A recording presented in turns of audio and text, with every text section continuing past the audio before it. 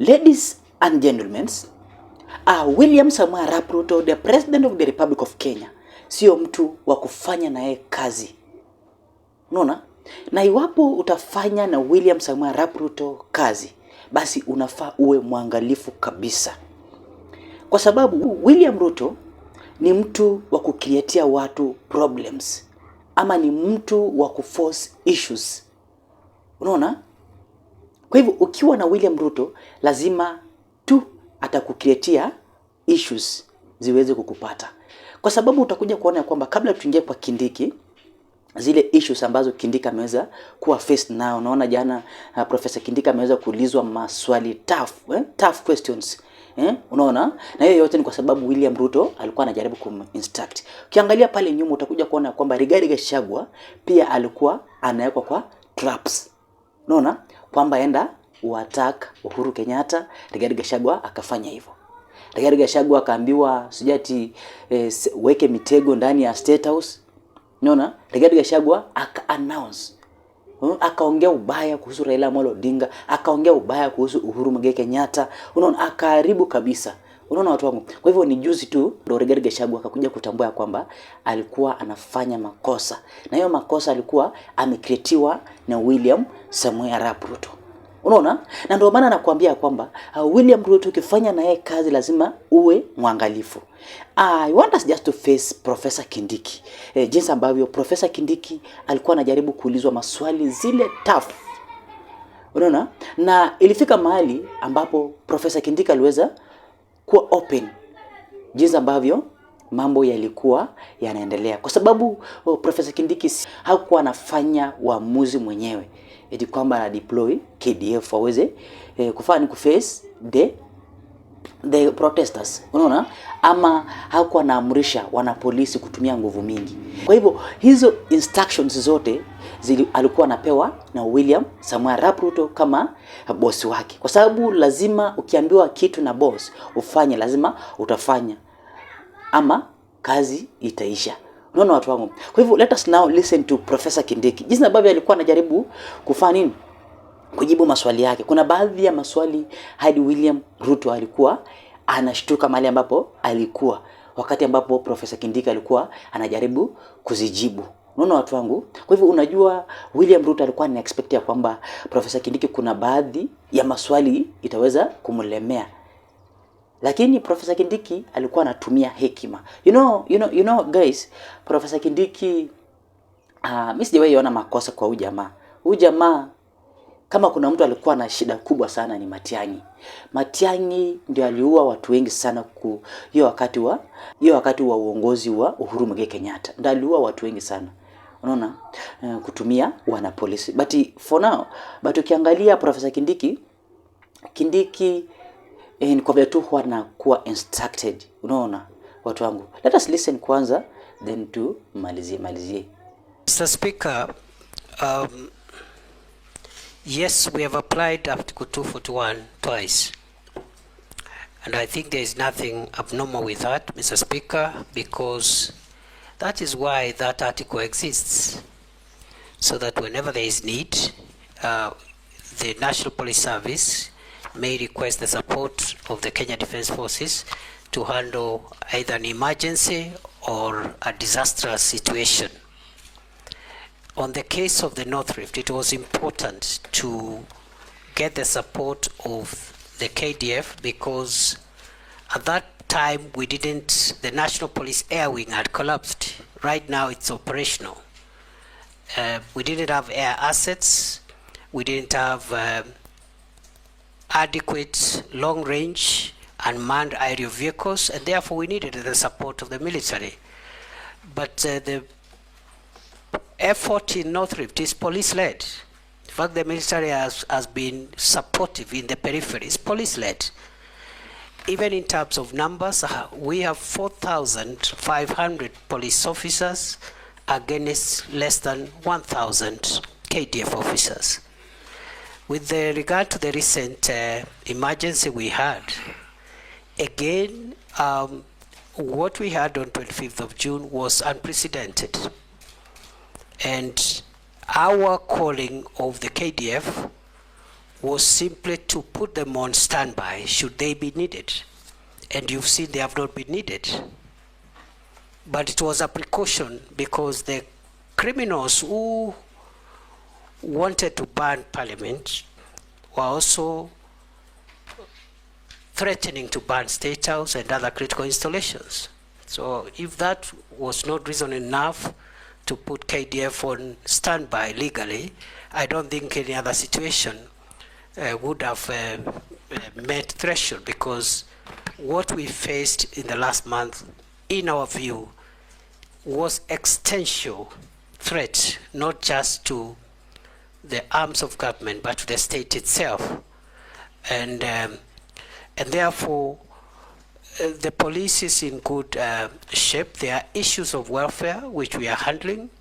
I've already mentioned about the salary increments which we have started implementing. There's issues around housing. There are also issues about the leave and so forth and so on. Medication, I've just talked about the hospital that we've established for them, fully fledged level 4 hospital.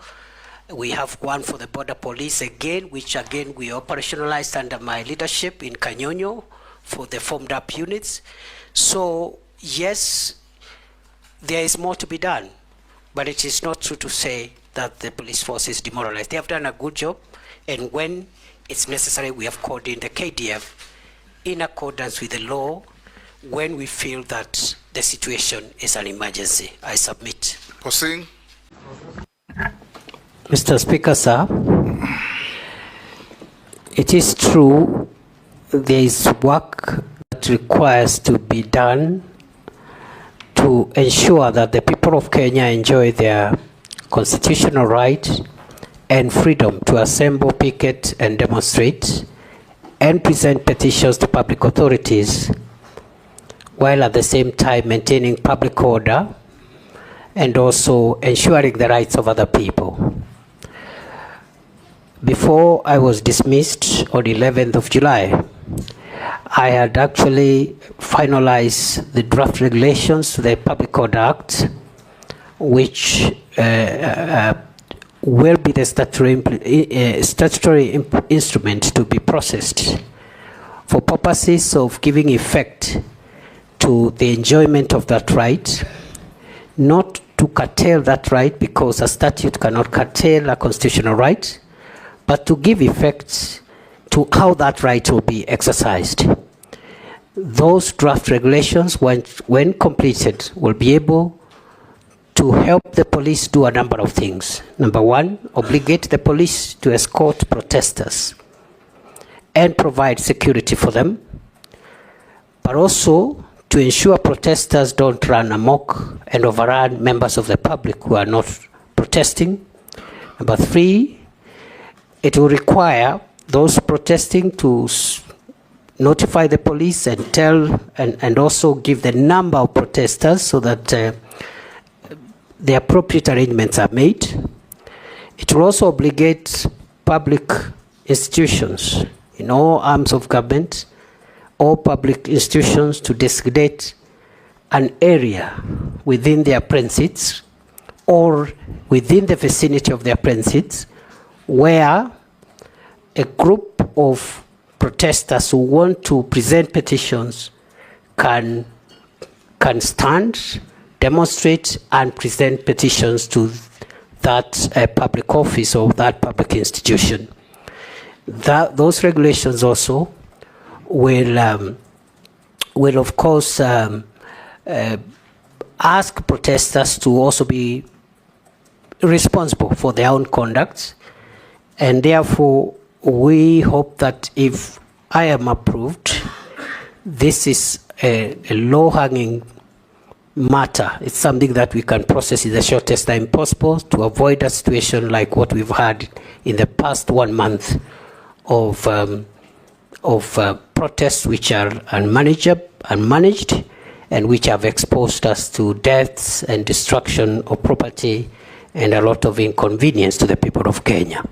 On the second question by the leader of the majority party, it is true that we have experienced a number of security incidents that should not have happened in the first place.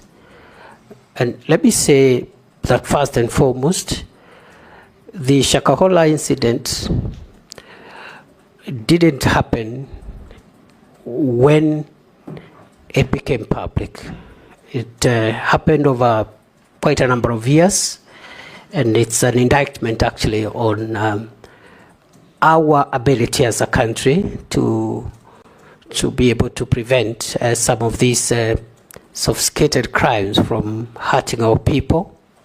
I am on record to having apologized on behalf of previous and the present administration for that breach, because the radicalization and the criminal activity around Shakahola began in 2019-2020. But the manifestation in terms of people dying and being buried was something that happened sometimes in 2022. And the Shakahola incidents will remain the most tragic security breach in the history of our country. We have never had a security breach of that magnitude in our country. We have learned the lessons. 2 days ago, the task force that the president had appointed has helped to give us some of the recommendations on what we need to do to avoid that going forward. But also, we believe that the public officials, including security officers who are in charge, must also have their day in being made accountable. We had proposed the establishment of a commission of inquiry to help us put together the accountability process so that we can have recommendations on prosecution and other action. But the commission of inquiry was stopped by our courts, and we were unable to move. But with or without the commission of inquiry, I want to assure the people of Kenya, if I am approved, one of my priorities will be to make sure that the accountability for the crimes in Shakahola by public officials, including security managers of all arms, of all agencies of the state, must proceed as a way of making sure that we do not have this kind of thing happening again. Kwa hivyo, allow me to end from there. I have nothing to add on. Kwa hivyo, your thoughts uniache kwenye comment section, na kama huja subscribe, make sure umesubscribe hapo chini, kisha tutakuwa tunaendelea vizuri tena zaidi. Kwa hivyo, ninaipenda Evans. Bye bye.